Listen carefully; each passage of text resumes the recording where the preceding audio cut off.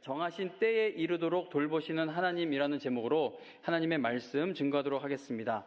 인생을 살다 보면 잘 되는 때가 있는가 하면 잘 되지 않을 때도 있습니다. 다른 사람들은 계획한 일들이 차근차근 이루어져 가는 것 같은데 나는 오히려 어려운 일들이 더 일어나고 있는 것처럼 느껴질 때도 있습니다. 모두가 다 자신이 계획한 것들을 하나둘씩 이루어 가고 있는 것처럼 보이는데 나만 제자리에 멈춰 있는 것 같은 그러한 느낌이 들 때가 있습니다. 마음먹은 대로 풀리지 않는 이러한 인생을 살아가다 보면은 하나님을 믿는 사람들에게는 하나님은 지금 나를 과연 돕고 계시는 게 맞는가라는 깊은 고민이 생기게 됩니다. 하나님을 믿지 않거나 또는 하나님의 능력을 인정하지 않는 사람이라면 이런 고민을 할 필요가 없겠죠. 하나님을 믿지 않으니 하나님이 나를 돕고 계신가 돕지 않고 계신가 이 고민이 없을 겁니다. 그러나 지금의 어려움을 즉시 해결하실 수 있는 하나님을 믿는 성도에게는 하나님의 뜻에 대한 깊은 고민과 괴로움이 생기게 됩니다. 오늘 읽은 베드로전서 말씀에 보면은요, 하나님께서 정하신 때가 되면 우리를 높이실 것이다 라고 성경은 약속합니다. 또한 우리를 돌보시는 하나님께 우리의 염려를 다 맡겨야 한다고 성경은 말씀하고 있습니다. 베드로전서의 말씀처럼 하나님께서는 겸손히 하나님을 의지하는 성도들이 하나님께서 정하신 그 때에 이를 수 있도록 반드시 돌보아 주시며 인도해 주십니다.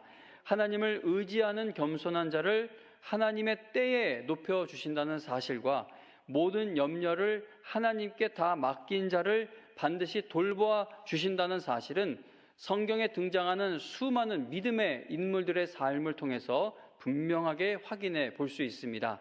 하나님의 때가 되면 하나님께서 높여주신다라는 사실을 알게 해주는 성경의 많은 인물들 중에 여러분이 잘 알고 계시는 다윗을 한번 생각해 보려고 합니다. 다윗은 이스라엘의 두 번째 왕이었습니다. 그러나 그가 왕이 되기까지 견뎌낸 세월들을 한번 쭉 돌아보면 극심한 어려움을 끊임없이 이겨내야만 하는 매우 더디게 흐르는 시간 속에서 끝까지 인내해야만 했습니다. 다윗이 사무엘 선지자로부터 이스라엘의 왕이 될 것으로 기름 부음을 받은 이후 실제로 왕이 되기까지 매우 더디고 거친 시간을 지나야만 했습니다. 다윗이 몇 살 때 사무엘 선지자로부터 기름 부음을 받았는지에 대한 기록은 성경에 없습니다. 그러나 여러 정황을 살펴보면 다윗은 20살이 되기 전 한 15에서 17살쯤 되었을 때 기름 부음을 받았을 것으로 짐작됩니다. 다윗이 기름 부음을 받았을 때의 나이는 정확하게 알 수가 없지만 성경은 그가 왕위에 오를 때의 나이는 분명하게 알려주고 있습니다. 사무엘하 5장 4절과 5절에 보면 이렇게 말씀해요. 다윗이 나이가 30세에 왕위에 올라 40년 동안 다스렸을 때 헤브론에서 7년 6개월 동안 유다를 다스렸고 예루살렘에서 30년 동안 온 이스라엘과 유다를 다스렸다라고 말씀합니다. 다윗은 30살에 왕위에 올랐지만 그때는 유다 지파만 그를 왕으로 인정해 주었습니다. 사울이 죽자 다윗이 속한 유다 지파 사람들이 이제 그에게 기름을 부어 왕으로 세운 겁니다. 그러나 나머지 이스라엘 지파들은 사울의 아들인 이스보셋을 따랐기 때문에 사울의 집과 다윗의 집 사이에는 무려 7년이 넘는 내전이 계속되었습니다. 30살에 유다 지파의 왕이 되어 헤브론에서 다스리던 다윗은 7년 6개월이 지난 뒤 이스보셋의 죽음으로 내전이 끝난 후에 비로소 온 이스라엘의 왕으로 세워져 예루살렘에서 통치를 시작하게 됩니다. 이때 다윗의 나이는 37살이 넘었으며 그는 세상을 떠날 때까지 33년 동안 이스라엘의 왕으로 통치하게 됩니다. 다윗이 사무엘 선지자로부터 이스라엘의 왕으로 기름 부음을 받았을 때가 10대 중후반 나이였다면 그가 유다 지파의 왕이 되기까지는 약 15년 이상의 세월이 걸린 겁니다. 그리고 온 이스라엘의 왕이 되기까지는 무려 20년이 넘는 시간이 흐른 것이죠. 이게 얼마나 더디게 간 겁니까? 하나님께서 여러분에게 어떤 확실한 기도의 응답을 주셨는데 그 확실하게 받은 기도의 응답이, 이미 받았다는 응답이 20년 뒤에나 확인이 된다고 한다면 그 세월이 얼마나 길게 느껴지겠습니까? 다윗은 사무엘 선지자로부터 기름 부음을 받은 후에도 하나님께 신실한 모습을 보였죠. 그런데도 하나님께서는 다윗이 이스라엘의 왕이 되는 시간을 왜 그토록 더디게 인도해 가신 것입니까? 사울처럼 말씀을 버렸다면 좀 이해가 돼요. 아이고, 말씀을 버렸더니 막 15년, 20년 그렇게 걸려서 온 이스라엘의 왕이 되게 하신 거구나. 그렇게 이해가 될 텐데, 그런데 다윗은 하나님을 신실하게 섬겼음에도 이렇게 더딘 시간 속에서 온갖 고난을 견뎌내야 했다는 겁니다. 하나님께서 다윗이 왕이 되기 직전에 그에게 기름을 부으셨으면 좋았을 텐데, 그러면 나는 왕으로 기름 부음 받았는데 왜 이런 고난 중에 있는가라는 그러한 어려움은 없지 않았겠습니까? 바로 왕이 되기 직전에 기름을 부어주셨다면 좋았을 텐데 왜 그토록 일찍 기름을 부으셔서 그로 하여금 오랜 세월 동안 고난의 시간을 지나가게 하신 것입니까? 다윗은 물맷돌로 거인 골리앗을 쓰러뜨리는 놀라운 믿음의 모습을 그 청소년 나이 때 젊은 날에 보였습니다. 그러나 그 이후 왕이 되기까지 10년이 넘는 세월 동안 고난의 길을 걸으며 죽음의 위협 속에서 살아야 했습니다. 사울이 얼마나 끈질기게 다윗을 쫓아다니며 다윗을 죽이려 했는지 모릅니다. 사울이 이스라엘의 첫 번째 왕이 되는 과정은 빨랐어요. 그렇죠? 사울이 왕이 되는 과정은 빨랐지만 반면 믿음의 사람이었던 다윗이 이스라엘의 두 번째 왕이 되는 과정은 너무나도 느리게 더디게 진행되었다는 겁니다. 사울은 아버지의 잃어버린 암나기들을 찾기 위해 막 여기저기 방황하다가 사무엘 선지자를 만나게 돼서 왕으로 기름 부음을 받습니다. 그 후 사무엘은 모든 지파를 미스바에 모이게 해서 제비를 뽑았는데 그때 사울이 왕으로 선택되었습니다. 그리고 사울은 길르앗 야베스를 위협하던 암몬 군대를 아주 멋진 모습으로 힘있게 물리친 뒤 백성들의 전폭적인 지지를 받으며 길갈에서 온 이스라엘의 왕으로 세움을 받게 됩니다. 더딘 세월이 없어요. 왕이 되기 위해서 고난받는 세월도 없었어요. 그냥 빠르게 큰 고난 없이 빠르게 왕이 된 사울은 안타깝게도 하나님을 떠나는 일에도 빨랐습니다. 이스라엘이 블레셋과의 전투를 앞두고 있을 때 이제 번제를 드리기 위해서 오기로 한 사무엘 선지자의 도착이 지연되니까 사울은 직접 자신이 번제를 드리고 맙니다. 그 일로 인해 하나님께서 사울의 왕위를 거두시겠다는 첫 번째 무서운 경고가 주어집니다. 그럼에도 사울은 정신을 차리지 못했죠. 그는 아말렉을 진멸하라는 하나님의 명령을 분명하게 듣고도 아말렉 왕과 좋은 짐승들을 남겨두는 불순종을 저지르게 됩니다. 결국 사울이 하나님의 말씀을 버린 그 일로 인해 하나님께서도 사울을 버리셨다는 두 번째 무서운 선고를 받게 됩니다. 그 후 사울은 자신의 남은 인생을 다윗을 추격하는 일에 소진하다가 결국 어느 날 블레셋과의 전투에서 세 아들과 함께 전사하게 됩니다. 하나님께서 주시는 말씀을 분명하게 들었음에도 불구하고 끝내 비참한 결말을 맞이한 사울의 이야기가 너무나도 슬프게 느껴집니다. 사울 왕과 비교하면 다윗에게는 왕이 되는 과정이 너무나도 어려웠고 또 오랜 시간이 걸렸습니다. 골리앗을 죽이고 나서도 여전히 사울 왕 곁에 머물며 막 사울에게 악령이 임할 때마다 수금을 연주해가지고 악령이 떠나게 하는 그런 일을 해야 했습니다. 그러나 다윗은 곧 사울의 질투의 대상이 되어버려 무려 10년 가까운 세월을 사울 왕에게 쫓기며 살게 됩니다. 우리가 거친 길을 걸어가다 보면요, 마음도 거칠어지기가 쉽습니다. 그리고 더딘 길을 가다 보면 마음이 조급해지게 됩니다. 그러나 가는 길이 아무리 거칠고 더디다 해도 하나님께서 정하신 때가 반드시 온다는 사실을 믿는 성도는 끝까지 믿음으로 발걸음을 옮겨갈 수 있게 됩니다.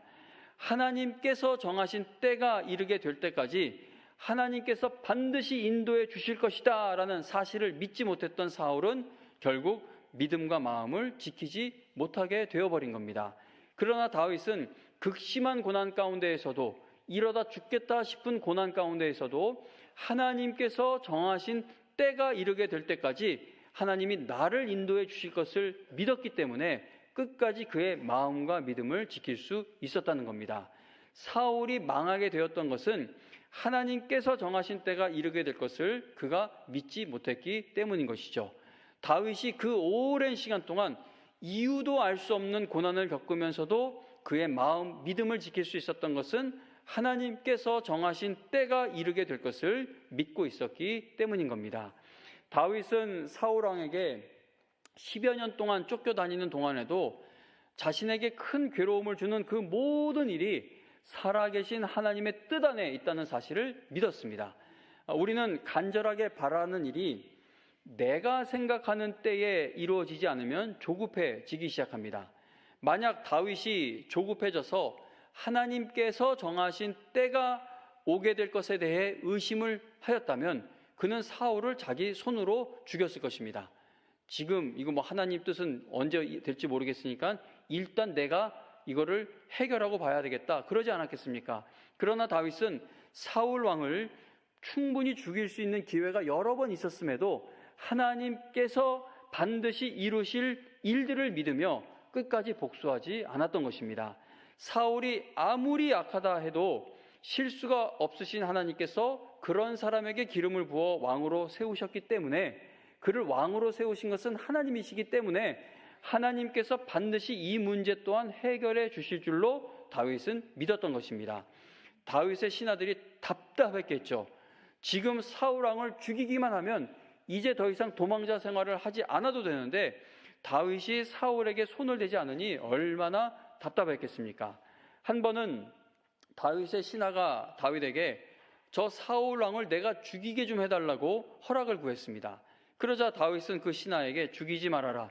누구든지 손을 들어 여호와의 기름 부음 받은 자를 치면 죄가 없겠느냐? 여호와께서 살아계심을 두고 맹세하노니 여호와께서 그를 치시리니 혹은 죽을 날이 이르거나 또는 전장에 나가서 망하리라 라고 그렇게 말해 주었습니다. 다윗은 끝나지 않을 것 같은 고통의 시간 속에서도 하나님께서 약속하신 일이, 즉 하나님께서 정하신 때가 반드시 오게 될 것을 믿고 있었던 것입니다. 다윗은 인생의 가장 어두운 시간 속에서도 하나님께서 정하신 때가 이르기까지 하나님께서 나를 반드시 돌보시고 인도해 주실 것을 믿고 있었다는 겁니다. 사울은 다윗의 목숨을 위협하는 원수였습니다. 사울은 말도 되지 않는 이유로 다윗을 미워하며 죽이려 했습니다. 그럼에도 불구하고 다윗은 사울을 증오하거나 그를 향해 복수의 칼을 빼들지 않았습니다. 사울을 충분히 죽일 수 있는 기회가 있을 때조차도 다윗은 사울을 향해 칼을 빼지 않았어요. 왜냐하면 그는 하나님의 때를 기다리고 있었기 때문인 겁니다. 사도 바울은 우리가 믿음으로 행하고 보는 것으로 행하지 않는다라고 말씀합니다. 우리는 하나님께서 지금 계획하고 계시는, 하나님께서 그리고 계시는 그 전체의 그림, 큰 그림을 우리가 다 알 수가 없습니다. 그러나 한 가지 분명한 것은 하나님께서는 우리가 하나님께서 정하신 그 때에 이르게 될 때까지 쉬지 않고 일하고 계신다는 사실입니다. 하나님께서 야곱이 베델로 올라가게 하시는 것이 하나님이 가지고 계신 뜻이었다면 야곱이 아무리 개판치는 일들을 벌여도, 그 가정이 세상 말로 콩가루 되는 그런 집안이 되어버려도 하나님은 여전히 하나님이 작정하신 그 때가 이루어지도록 야곱을 인도하시며 보호하시며 그렇게 이끌고 가셨던 것처럼 그러한 은혜로 오늘날에도 교회와 성도를 돌보고 계신다는 것이죠. 다윗은 원수와 대적을 이기는 것을 인생 목표로 삼지 않았습니다. 그는 어떻게 해서든지 어려움에서 벗어나는 것에 인생의 목적을 두지 않았습니다. 다윗에게는 왕이 되는 것도 인생의 목적이 아니었습니다. 만일 이러한 것들이 다윗의 인생 목표였다면 그는 주저하지 않고 사울 왕을 죽여버리고 얼른 왕의 자리에 올랐을 것입니다. 그러나 다윗이 늘 궁금했던 것은 하나님의 뜻이었고, 또 그가 늘 간절하게 바라고 있었던 것은 하나님께서 정하신 그 때가 이루어지게 되는 것이었습니다. 그래서 다윗은 하나님의 뜻이 이루어질 날을 끝까지 기다렸고, 하나님께서는 그러한 다윗이 하나님께서 정하신 그 때에 이를 수 있도록, 거기까지 갈 수 있도록 끝까지 그를 돌보시며 인도해 주신 것입니다. 다윗이 고통스러워하며 기다리던 시간, 억울한 누명을 쓴 채 흘러간 그 많은 시간, 그 모든 부정적인 환경이 하나님께서 정하신 때에 이르게 하는 과정으로 사용되었다는 겁니다. 염려를 하나님께 다 맡긴 다윗을 하나님께서 쉬지 않고 돌보아 주셨다는 것이죠. 어떤 분들에게는 지금이 정말 견디기 힘든 시간일 수도 있습니다. 성도님 여러분, 하나님의 자녀들이 겪는 모든 일은 하나님께서 그분이 정하신 때에 이르도록 인도하시는 과정이라는 것을 잊지 마시기 바랍니다. 우리에게는 불필요하고 우리에게는 쓸데없는 그런 사건, 그런 일, 그런 시간도 하나님은 다 재료로 사용하셔서 우리를 인도해 가신다는 겁니다. 우리가 저지른 실수 때문에, 내가 저지른 잘못 때문에 더디게 가는 시간이 되었다 할지라도 하나님은 여전히 우리를 긍휼히 여기셔서 우리의 그 잘못까지도 재료로 사용하셔서 하나님의 뜻을 이루어가 주시고 계십니다. 여러분을 돌보시는 하나님께서 때가 되면 여러분을 높여주신다는 것이죠. 그러므로 현실의 큰 문제들로 인해 두려움에 너무 붙들려 있거나 조급함에 빠지지 마시고 여러분의 모든 염려를 하나님께 맡기실 수 있기를 바랍니다. 정하신 때가 이르도록 하나님께서 여러분들을 반드시 돌보시며 인도해 주실 것입니다. 교회 본당에 전광판이 달리고 조명이 바뀐 것이 저에게 너무나 감격스러운 이유는요, 예배당이 새롭게 바뀌었기 때문만은 아닙니다. 저는요, 이 전광판을 잘 활용할 줄을 모릅니다. 그래서 전광판 설치할 때 여러 우려의 소리를 들으며 너무 스트레스가 되었는데, 이제는 어떤 스트레스가 있냐면 이걸 도대체 어떻게 활용해야 될지, 이제 이걸 달긴 달았는데 이런 걸 잘 활용할 줄 모르니까, 아까 찬송을 부르는데 또 계속 그냥 여길 보고 부르고 성경 말씀도 그냥 여길 보고 하고 그러는 사람이다 보니까 이걸 이제 어떻게 사용해야 하나. 그렇다고 예배인데 막 온갖 잡다한 거 보여드리기는 싫어요. 이건 예배 시간이지 이거 설치했다고 그런 거 보여주는 시간은 아니지 않습니까? 그래서 저에게는요, 전광판이 없을 때가 오히려 편했죠. 강대상 벽면에 십자가를 철거하는 날, 전날 밤, 그리고 철거하는 당일 새벽, 제가 이 예배당에 나와 삼각대를 가지고, 카메라를 가지고 나와 여러 방면에서 사진을 찍고 마음이 복잡했습니다. 제가 이제 끝났으니까 말씀을 드리지만 이걸 철거되는 게 속상해하시는 그 어느 누구보다 제 마음도 너무 어렵더라고요. 왜냐하면 여기서 태어났고 축농증 낳고 할 때도 이 바닥에 나오라면 여기 엎드려 기도했고, 강대상에 올라와 엎드렸고, 그랬던, 평생을 그렇게 살았던 사람이기 때문에 오죽하면 이것도 못 바꾸고 있잖아요. 돈 없어서 못 바꾸는 게 아니라 이걸 못 바꿔요. 원래 후임 목사가 오면 가장 먼저 강대상을 바꾸는데 저는 이것도 못 놓고 있습니다. 그래서 막 사진 밤에도 찍고 미련을 못 빼요. 새벽에도 찍고, 아무도 나를 안 찍어주니까는 이렇게 설교하는 척하면서 삼각대 세워놓고 십자가 배경으로 찍고 십자가를 막 어루만지고 그랬습니다. 그런데 내가 좋아하지 않는 일이라도 교회에 유익하다고 생각되면 해야 하는 일들이 있죠. 내가 놓기 싫은 일이지만 또 하나님께서 새롭게 시작하시는 때가 이르렀으면 또 내가 고집하는 걸 내려놓고 또 새로운 것을 따라가야 하는 그때가 있는데, 저에게는 전광판 설치도 그런 일 중에 하나였습니다. 그래서 성도님 여러분, 저는요, 요즘 시대에 많이 맞지 않는 생각을 갖고 있는 목회자예요. 막 잘 되는 교회들 막 찾아보면 담배 피는 거 못 참는 사람들 위해 흡연실이 1층에 설치되어 있고, 중고등학생들 위해서 PC방을 교회에다가 만들어 놓았고, 근데 다 그런 걸 하는데 저는 그게 잘 이렇게 받아들여지지를 않습니다. 그래서 제가 요즘 시대에서 많이 뒤처져 있는 이 사고방식을 가지고 있는 제 모습을 보면서 저는 우리 교회 젊은 성도님들께 미안한 마음이 들 때가 참 많아요. 그래서 만약에 누가 젊은 성도님이 저는 좀 신나게 신앙생활 하고 싶습니다 그러면 못 붙잡을 것 같아요. 왜냐하면 제가 고리타분하니까. 그러니까 제가 생각하는 교회의 모습은 한 80년대 그것도 보수적인 교회의 모습이 아닌가 그렇게 생각을 해보기도 합니다. 그러니까 이런 생각의 틀이 깨져야 하는데 그게 잘 변하지를 않아서 성령님의 도우심을 늘 구하게 됩니다. 전광판 설치에 대해서는 이미 여러 해 전부터 생각해 오고 있었지만 근데 생각해 보니까 이 일을 위해서 따로 재정을 모은 적은 없습니다.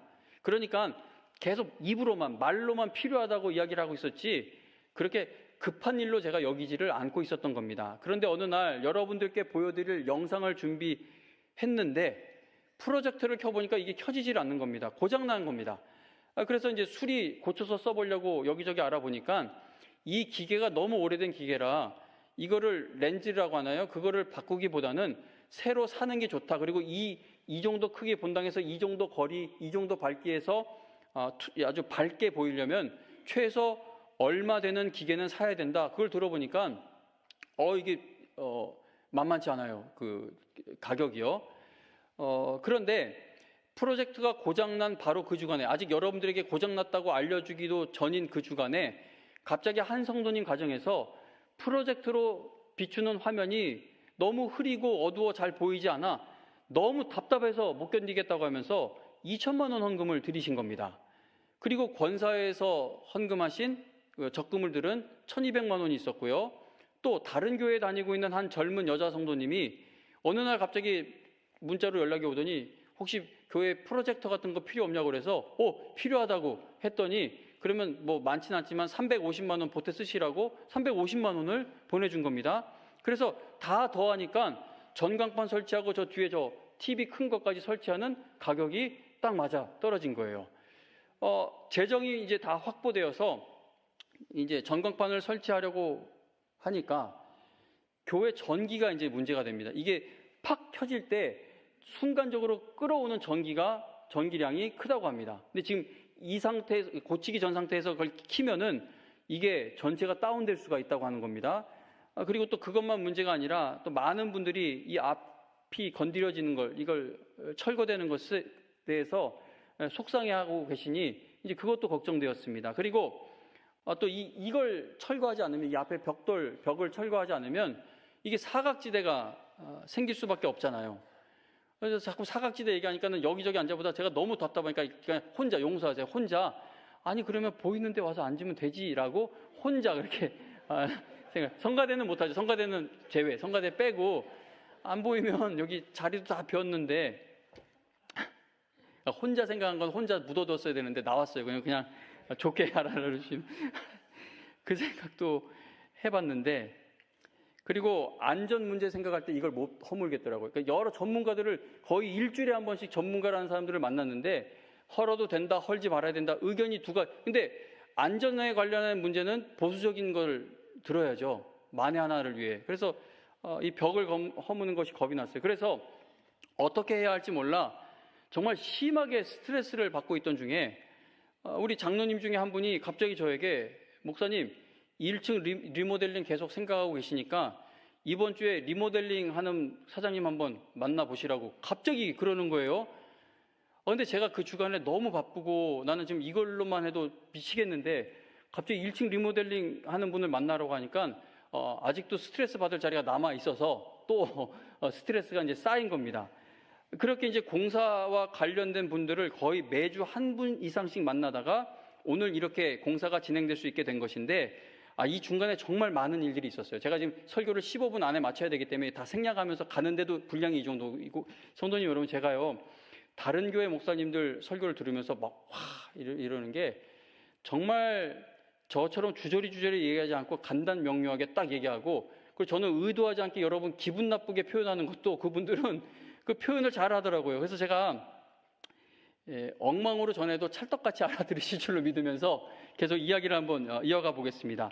전광판 설치도 스트레스가 심했는데 이제 1층 리모델링 관련해서 생각을 하려니까 마음이 더 막 조급해지고 답답해지는 겁니다. 그러다가 1층 이제 리모델링을 진행해 주실지도 모르는 그 업체 실장님, 대표님을 이제 만나서 계속 이야기를 나누다 보니까 막 가슴이 벅차오르는 거예요. 1층이 화장실이 저 공간이 이렇게 변화된다면 우리 교회 학교 학생들에게도 얼마나 좋을까? 화장실도 그렇게 바뀌면 우리 성도님들 얼마나 더 편하게 사용하실까? 뭐 이런 생각을 하면서 크게 기대를 했는데, 근데 이제 공사를 하려고 견적을 받아보니까 지금 교회 상황에서는 도저히 감당이 되지 않는 금액이었습니다. 그래서 한 달 넘게 진행하던 이야기들을 다 멈추고 포기해야만 하는 상황에 이르게 된 것이죠. 그래서 이제 1층 리모델링을 포기하려고 했는데, 이 교회 전체를 살펴보신 이제 리모델링을 하려고 했던 분께서, 그 대표님이 1층은 뭐 리모델링 못한다 하더라도 이 전기 공사는 하지 않으면 이건 큰일 납니다. 근데 제가 그 말을 처음 들은 게 아니라 그 전에 오셨던 전문가도 이거 못 고치겠으면 화재보험 최고 좋은 걸로 들어놓으라고 경고했을 정도인데, 근데 이번에는 더 강하게 이거 1층 리모델링 안 해도 전기 공사는 꼭 해야 한다고 말을 하시는 겁니다. 그래서 전기공사 견적을 받아보니까 이것도 1억 몇천만 원이 훌쩍 넘는 거예요. 돈이 갑자기 1억 몇천이 어디서 납니까? 그런데요, 제가 무슨 생각이었는지 그 리모델링 업체 실장님께 공사비는 제가 어떻게든 구해 볼 테니까 시작하죠. 그거 어떻게 구하냐고 해서 일단 그냥 시작을 하자고 해서 저지른 겁니다. 왜냐하면 전기공사 더 미뤘다가는 정말 교회에 큰 화재가 날까 너무 걱정이 커서 돈이 없으면서도 일단 공사를 시작은 했는데 계약금을 보내야 되고 여러 가지 이제 보내야 될 돈들이 이제 있을 거 아니에요. 바로 코앞에 있을 거 아니에요. 스트레스가 또 쌓이고 계속 스트레스가 쌓였죠. 여러분께 한번 헌금 좀 드리자고 말씀을 해야 하나, 부탁해야 하나라고 생각도 했는데, 그러다가 바로 그 주간에 어느 분이 연락이 와서는 목사님, 교회에 꼭 필요하다고 생각되는 곳에 사용하세요라고 하면서 1억 원을 헌금을 한 겁니다.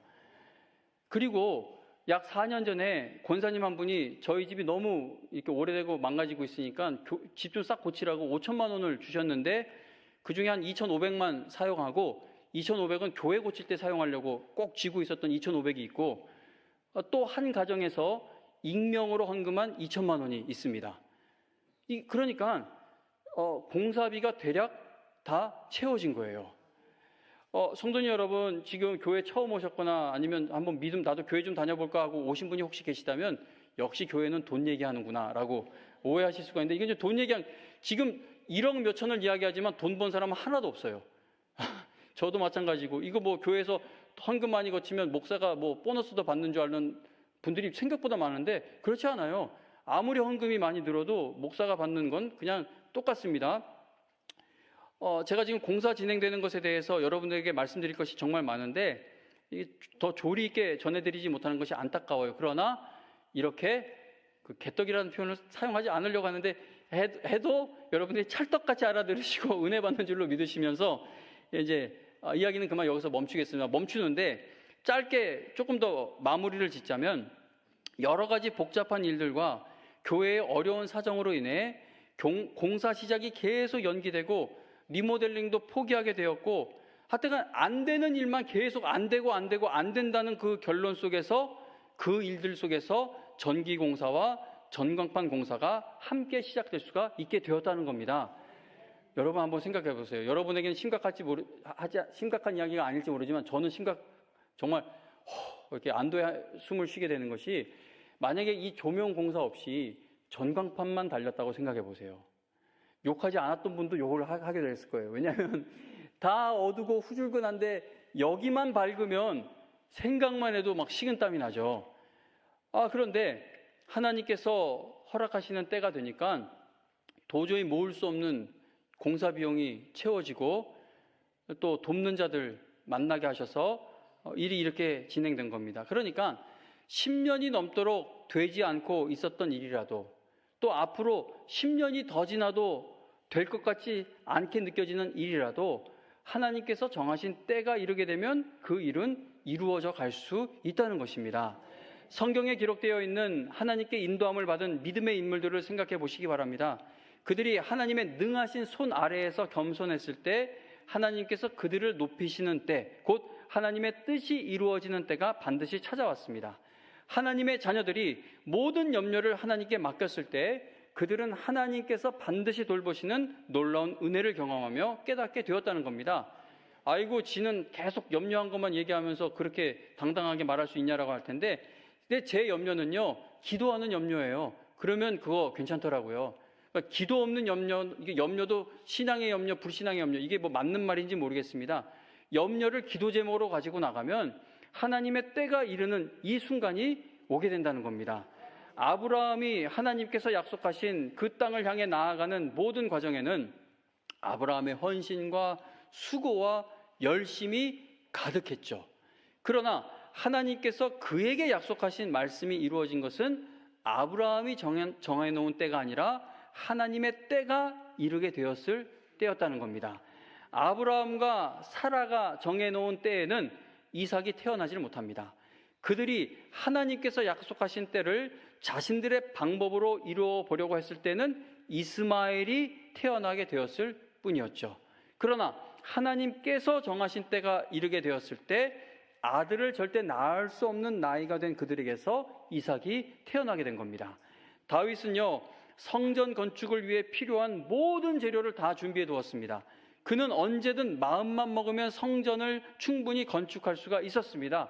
그러나 다윗은 재료만 전부 다 준비해 놓았을 뿐 성전을 지을 수가 없었어요. 왜냐하면 하나님께서 정하신 때가 아니었기 때문입니다.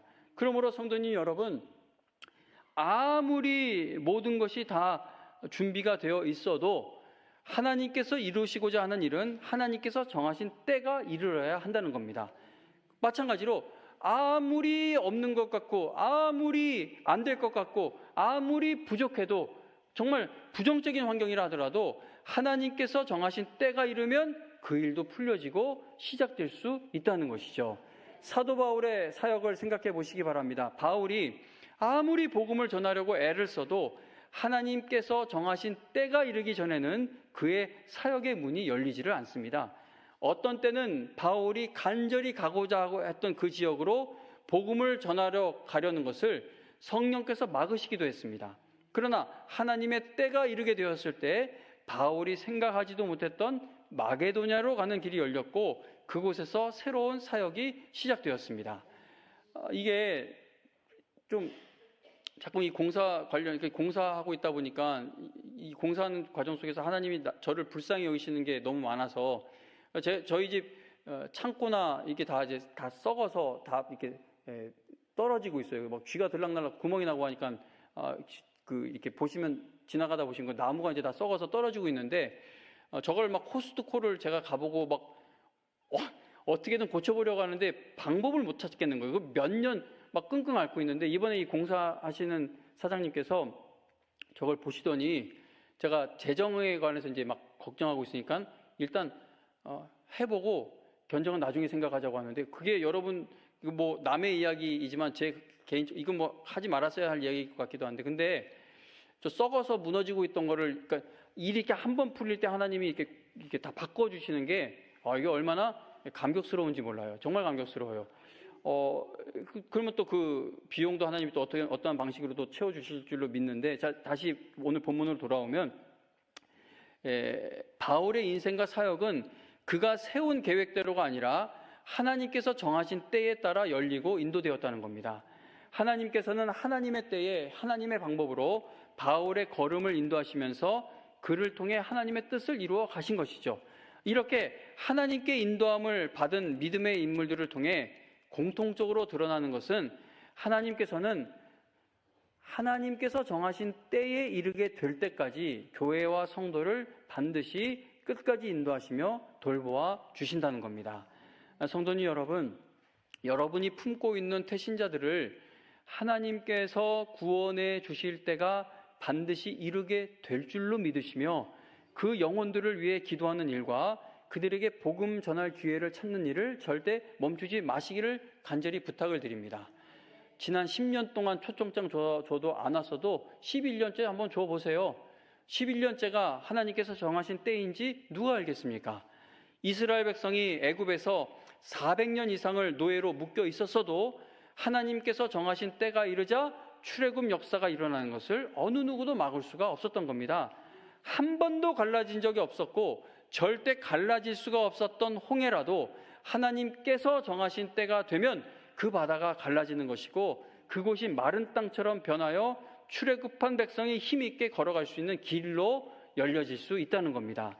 교회를 완전히 없애버리려고 했던 사울이라도 하나님께서 정하신 때가 이르면 사도 바울로 거듭나는 역사가 일어난다는 것이죠. 예수님께서 우리의 죄를 대신하여 십자가에서 모든 형벌을 받으시고 죽으셨지만 하나님께서 정하신 때가 이르게 되었을 때 부활의 역사가 일어나는 것을 아무도 막을 수 없었습니다. 영광교회 건물이 노후되어 전기 문제로 인한 화재 위험이 분명하게 보였어도 지난 10년 넘도록 손을 댈 방법을 찾지 못하고 있었어도 모든 염려를 주님께 맡기는 교회와 성도를 돌보시는 하나님의 때가 이르게 되자 이 모든 공사가 마침내 시작될 수 있게 되었다는 겁니다. 여러분, 헌금 내신 분 궁금해하실 필요 없어요. 그거 아직 정신 차리셔야 합니다. 죄송해요. 1억이라는 숫자에 꽂혀서 지금 딴 데 가 계시다면 빨리 잠깐 여기로 다시 정신이 돌아오시길 바랍니다. 누가 냈냐? 추적하지 마세요. 추적하지 마세요. 부탁을 드립니다. 이건 돈 얘기한 게 아니라 신기하지 않습니까? 이 공사를 꼭 해야만 되겠는데 이제는 해야 할 때인데 이거를 이제 설치를 해야 될 때인데 근데 10년 넘게 안 되던 일이 한 번에 되었다는 겁니다. 차곡차곡 모아서 된 게 아니라 한 번에 됐다는 것이죠. 어젯밤까지도 도울 자가 없었는데 오늘부터는 도울 자를 만나게 된다는 겁니다. 우리의 태신자에게도 아직 예수님 믿기를 거부하고 있는 그 사랑하는 가족에게도 하나님께서 우리의 기도에 응답하시기로 정하신 때가 이르기까지 계속해서 기도하는 여러분과 제가 되기를 간절히 바랍니다. 잠언 16장 3절에 보면 너의 행사를 여호와께 맡기라. 왜 맡기라고 하는지 아세요? 그리하면 네가 경영하는 것이 이루어지리라 라고 말씀하십니다. 성도님 여러분, 하나님께서는 하나님이 정하신 때가 이르기까지 우리를 돌보시며 인도하신다라는 그 사실을 믿지 못하면 우리는 선을 행하다가 낙심하게 되는 것이죠. 여러분의 인생이 정하신 때에 이르도록 돌보시는 하나님의 은혜와 사랑 안에 있다는 사실을 꼭 기억하실 수 있기를 바랍니다. 그 놀라운 은혜에 감사하며 끝까지 인내하는 믿음으로 힘차게 나아가시는 성도들 되시기를 바란다는 겁니다. 베드로전서 5장 6절 7절 함께 읽고 말씀을 마치도록 하겠습니다. 혹시 감사합니다. 베드로전서 5장 6절 7절 함께 읽습니다. 시작. 그러므로 하나님의 능하신 손 아래에서 겸손하라. 때가 되면 너희를 높이시리라. 너희 염려를 다 주께 맡기라. 이는 그가 너희를 돌보심이라. 아멘. 여러분 모두 때가 되면 높여주시는 하나님, 반드시 돌보시는 하나님께 모든 염려를 맡기며 의지하는 성도들이 되셔서 하나님께서 정하신 때가 이루어지는 일에 끝까지 쓰임받다 하나님이 여러분에게 허락하시는 그 천국 입성을 정말 힘차게 이루어지는 그날을 맞이하게 되시기를 주님의 이름으로 축원합니다.